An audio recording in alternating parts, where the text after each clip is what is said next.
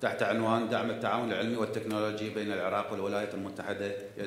يتفضل الدكتور شالابالي مستشار التعاون العلمي والتكنولوجي في مكتب الشؤون الشرق الأدنى وزارة الخارجية الأمريكية. مشكورا. Thank you, Mr. Chairman. And it's a pleasure for me to be here and share my ideas with you. And my colleague, Dr. Brian Short, has given you some idea of the academic infrastructure yesterday.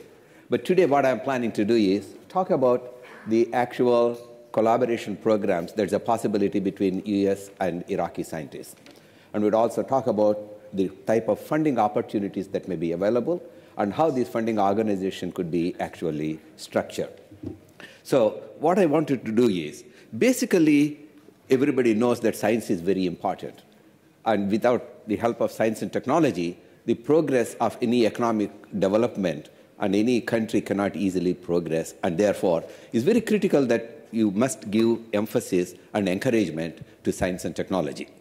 And what we also to do is it sufficient funding that's available for any particular developmental activity? If you look at the developed nations, majority of them are spending something like 1.5 to 3.5% of their GDP on science and technology. It may or may not be possible in all the cases, but at least if we recognize the importance of sufficient funding for science and technology, that will be the first step. And then how do we really implement this program will be the next step that what we can do. And as I always tell the students and some of my colleagues, science has no borders. It is universal, and therefore anybody can utilize the developments in science that have taken place in one particular country to the other.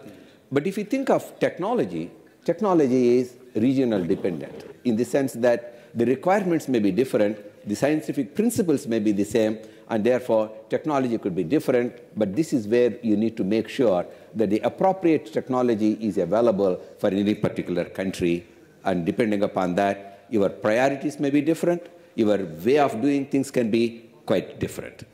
Now, how do we really support science in any particular country? And science, at least nowadays, has become so globalized that any one individual person cannot sit in his lab and then do the work and assume that everything will become universal. A lot of interaction and collaboration is required within the institutions in the country, or within the groups in the same university, or internationally. So depending upon the necessity, we need to have internal and international collaborations, and both become very important, especially for a developing country where a lot of infrastructure development is a requirement. And if we have more and more people working in the area of science and technology, that becomes even more important to get faster development in that particular country. And so what we need to do is pay more attention to actual developmental activities in terms of human resources development and also investment with respect to the finances. And if sufficient funding is available, then obviously a lot of things can be done, and the pace or the rate at which the progress is made can also be determined by the number of people working in that particular area and how much of emphasis is given to those different types of activities. Now, sometimes you may have your good intentions. You may like to do a lot of developmental activity in science and technology, but not all of them may lead to successes. Sometimes there will be failures. And these failures in science and technology systems could be quite different, and these could be classified into 4 different groups. And for better than any other expression, I'm simply saying political reasons. That means the country may not be able to put in sufficient funding for science and technology, or they may be not interested in developing of science and technology, which is probably very unusual nowadays.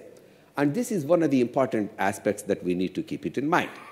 And the second thing is the economic reasons, in the sense that the private sector may not be very active, and therefore they may not be able to contribute to the development of science and technology.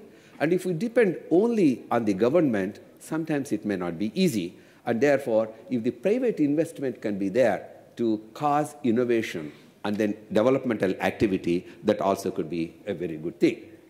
The third factor could be the human reasons.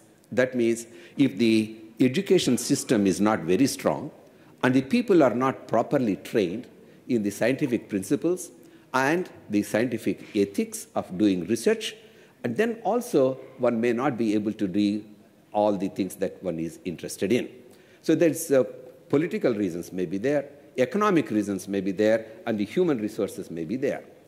You have all these things, but if the management is not very good, how you manage your system is also becoming very important, then this also is an important point we need to keep in mind.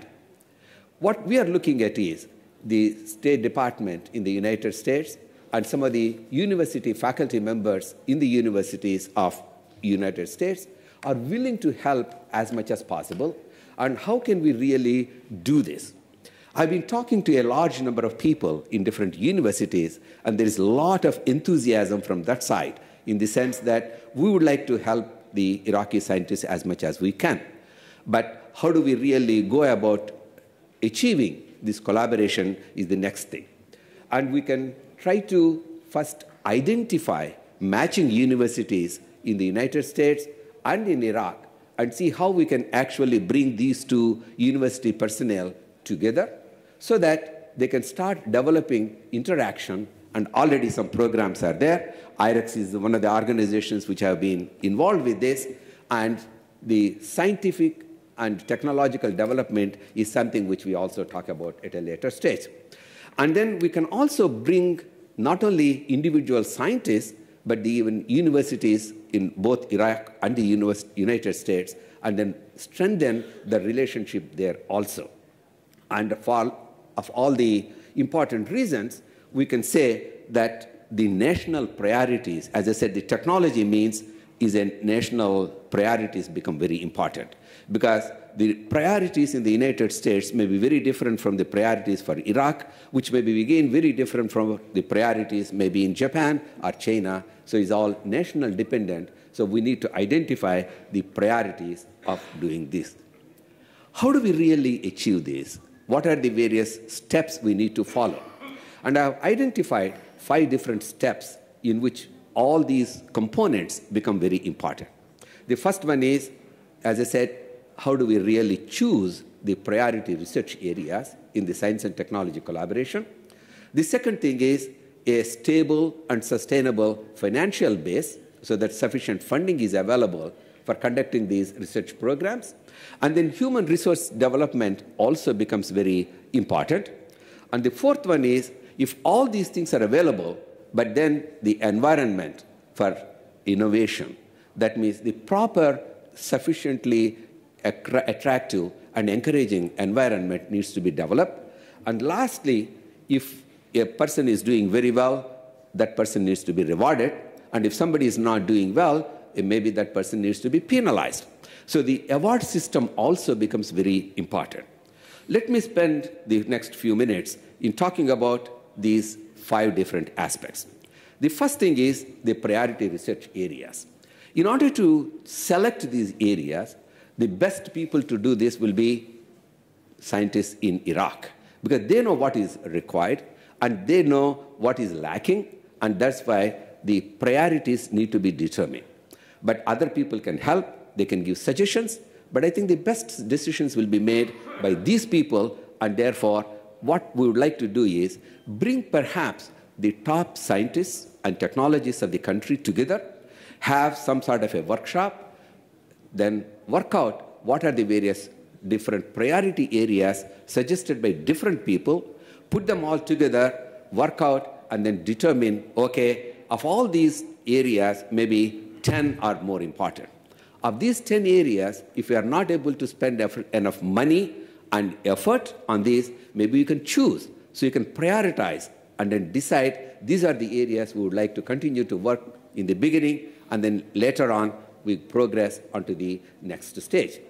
And in all these cases, it also becomes important that you involve these professional societies which are already existing and which may also require some revitalization. But these scientists, the organizations, and the ministries can all come together, determine the priorities. There are very famous Iraqi scientists residing outside Iraq. We can try to get information from them and also get the input, like the NISA, which has been doing excellent work so far. Now, the second point will be the stable and sustainable financial base. In order to do good research, obviously, especially nowadays, it is multidisciplinary, multi-institutional, and multi-personnel, and therefore you need a lot of funding.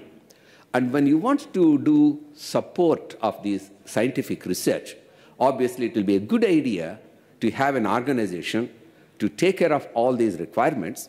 And then this organization, for the lack of a better word, I'm just using an example of a National Science Foundation or the National Institutes of Health in the United States. You can solicit proposals, get them reviewed through individual and panel reviewers, and then determine which proposals need funding, which proposals can be funded, and which are not worth funding, and then you do that.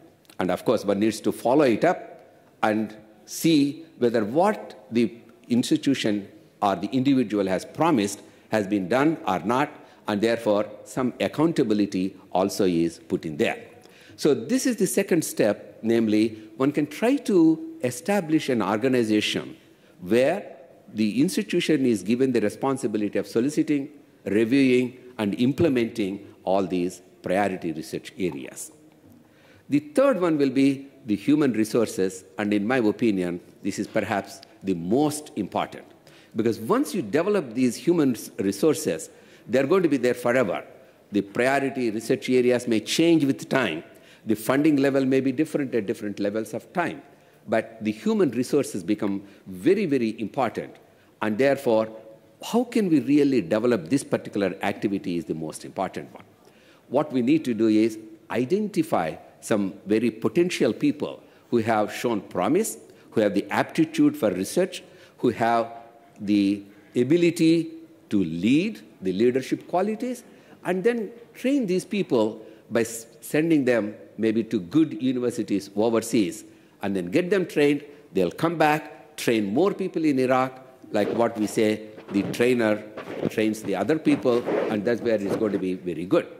But some people may be very good in research, some people may be very good in teaching, not everybody may be good in every aspect. So you can have some research professorships to focus only on people who are doing research and not burden them or load them with additional teaching responsibilities. You also need to provide, as I said, an environment for innovation. These could be different. There may be many different areas and how you can actually develop this environment. There could be human, that means good people have to be brought together. They should be given freedom of doing the work. And then you can also have excellent facilities developed. And then these facilities also need to be maintained. And spare parts should be available. And that is one of the serious problems, even if you have excellent equipment, if it is not having the sufficient spare parts, you may not be able to continue to do the work. And then financial, of course, becomes really important. But the last one I wanted to talk about is evaluate and reward excellence. If somebody is doing very good work, yes, you must reward him. And how do you really evaluate somebody is doing well or not? Is that person publishing in very good, high-impact fact journals? Or is he writing books? Is he or she developing laboratories? Or somebody is giving excellent training to other people, like teaching and other aspects? All these things can be taken into account in order to ensure that person is doing well, or maybe other criteria also could be developed, and then that person could be rewarded. But in all these aspects, one should never make the mistake that quantity is more important than quality. Quality is always the most important thing. So, as concluding remarks, I would like to say that every person is capable, but sufficient funding needs to be provided. Proper conditions also need to be provided for that particular individual to do well. And if these financial, environmental, and the freedom to do the work is given, everybody can do well. And that's where Iraq has a great potential and I'm sure there will be a lot of potential people are there, as I said, but there will be very many good scientists in the very near future. And thank you very much for your attention.